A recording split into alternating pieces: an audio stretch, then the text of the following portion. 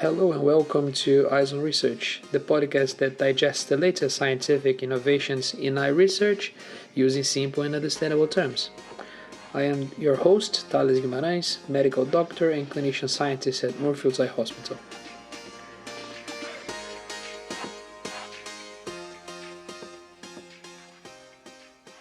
Hello, and welcome to another episode of Eyes on Research. If you're new here, please feel very much at home. I hope you have been well and welcome. Last week, we had such a cool event which was visible in some parts of the globe, which was an annular solar eclipse. That happens when the moon is at such a distance from the earth that it doesn't cover the sun entirely. So you have this gorgeous ring around the moon. But did you know that there are quite a few types of damage that the sunlight can cause to the eyes? You may have heard last week some media vehicles requesting citizens looking at the eclipse to wear proper eclipse glasses. But why is that? Today we'll be talking about short and long-term issues that looking directly at the sun can cause to us. And here we need to start with the first reminder, right? Do not stare straight at the sun. Taking a glimpse at events like the one that we had last Saturday can cause irreversible damage to your eyes if you don't wear the right protective glasses. There is no time when it's safe to look directly at the sun.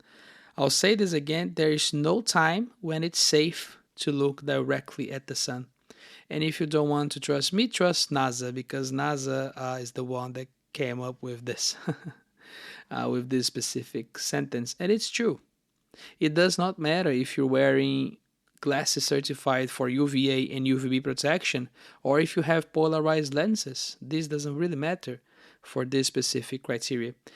These are not safe for viewing the sun during the eclipse. The only way to look directly into the sun is with specific filters recognized by the International Organization for Standardization, in short ISO.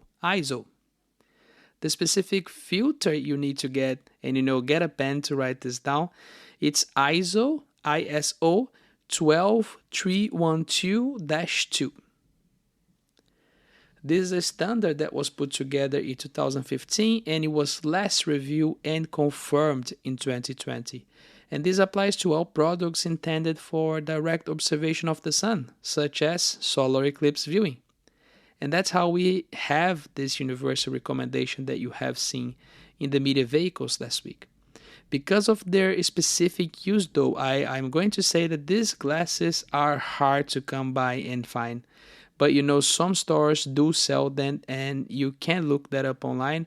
In the US, for instance, if I recall correctly, places like Walmart, Home Depot, Lowe's, they may have these available for sale, but it can vary by location. One more thing I have to say is that, yes, you can take pictures of the eclipse.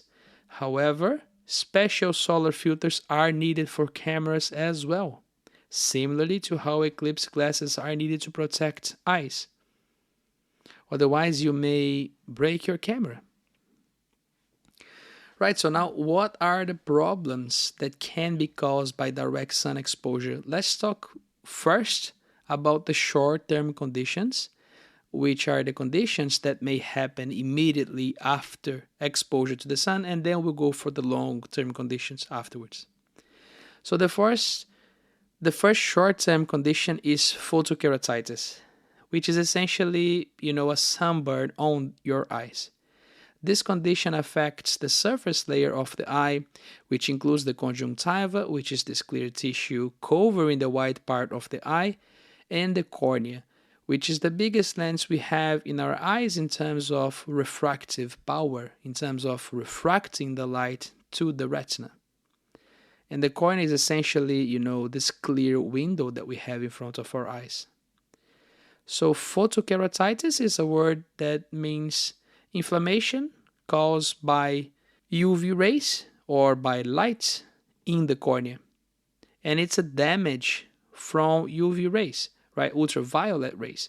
The main source of rays being the sun. So how does one get photokeratitis?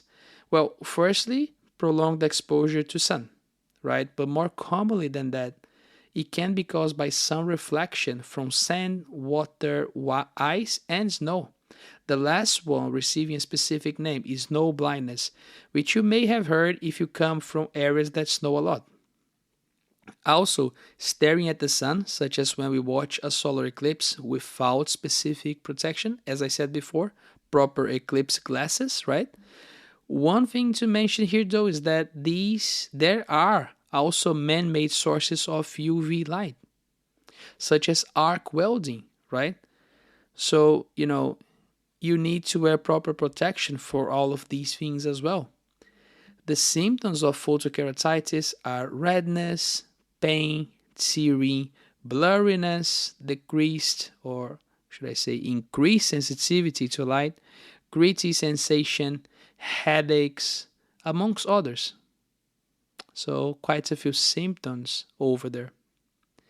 This condition does go away on their own usually, and the best way to prevent this, is wearing sunglasses with proper UVA, UVB protection, and for example, snow goggles designed to block UV rays in case you are in one of these snowy environments. If you are a welder, then you should be wearing welding helmets all the time. There's a reason why you wear them. And it's not only to protect your eyes from things that may eventually hit your eyes, but also from UV rays. Now, the second type of more immediate condition is named solar retinopathy. And this has a similar mechanism than the photokeratitis, right?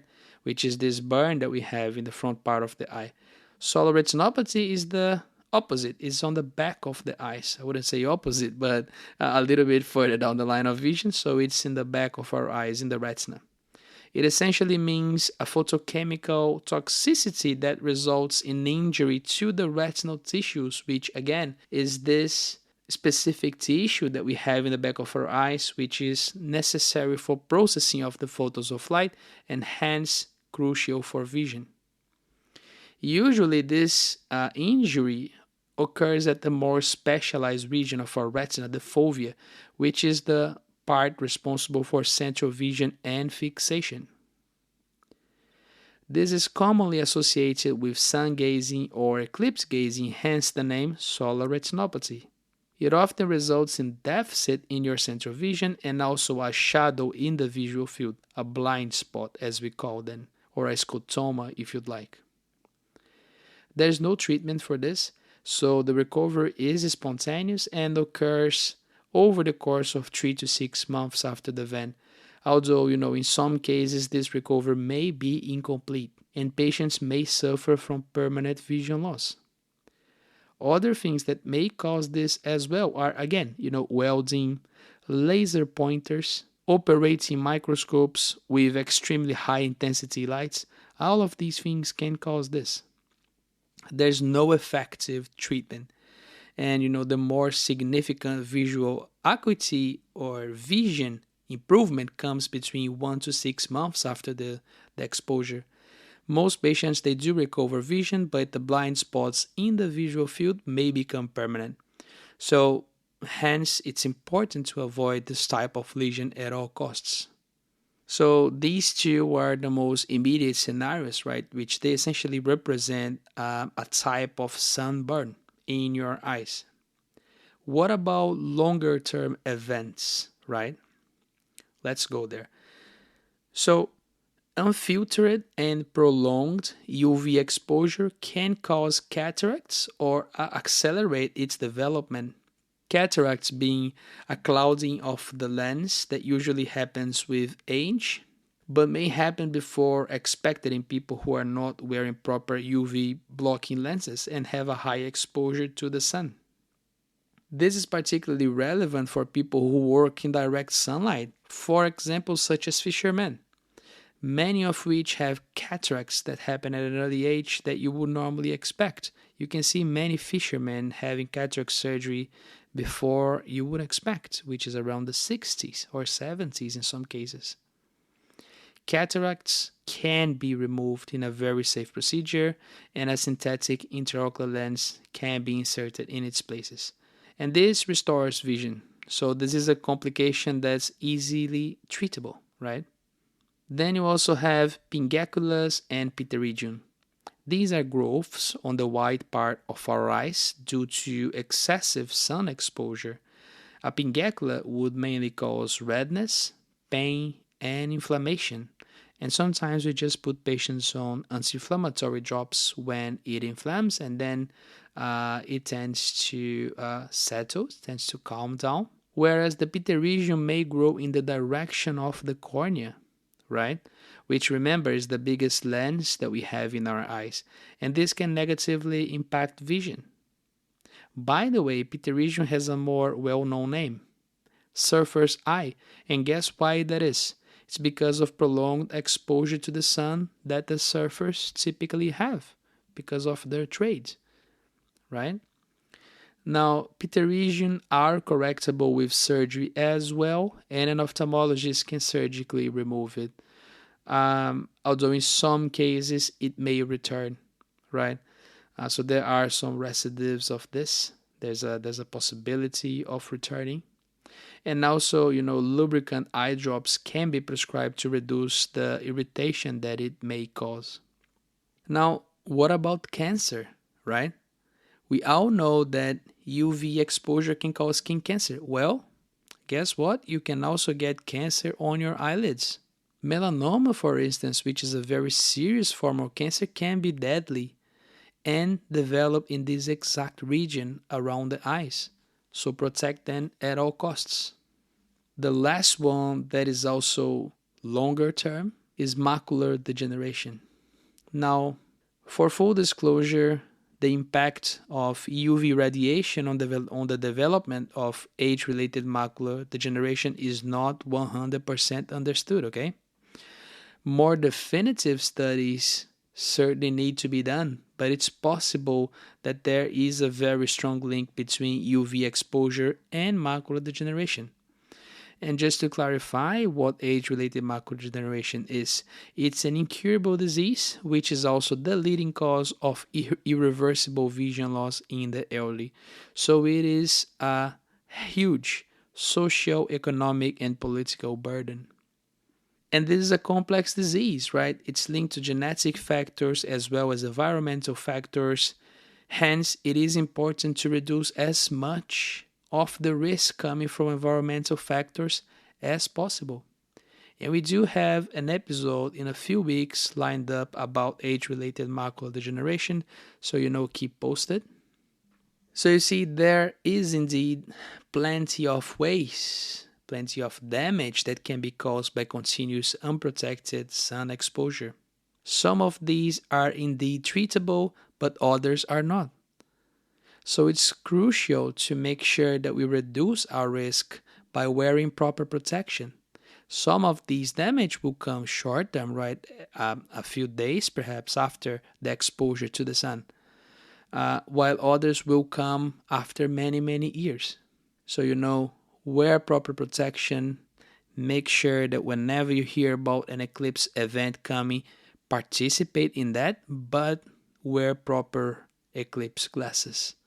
And if you are a welder, or if you work as a fisherman, always wear some kind of protection that will help you not only serve as a safety measure for objects that may come inside your eyes, but also to protect your eyes from UV rays. I do hope, though, you enjoyed the eclipse and that you stick around here to learn even cooler stuff about the eyes. By the way, if you like what we do, I should also mention that we have our website www.eyezoneresearch.org, where you can find ways to support us. Also, please follow us in our social media accounts with the handle @EyeZoneResearch. We have Instagram, TikTok, Twitter, YouTube, and we post regular short videos every week about topics that did not make it into a full episode, so feel free to check those out. Also, if you have any feedback, feel free to email me at the email I'll leave in the description, thales@eyezoneresearch.org. I hope you guys have a wonderful week, and I'll see you soon. Bye-bye.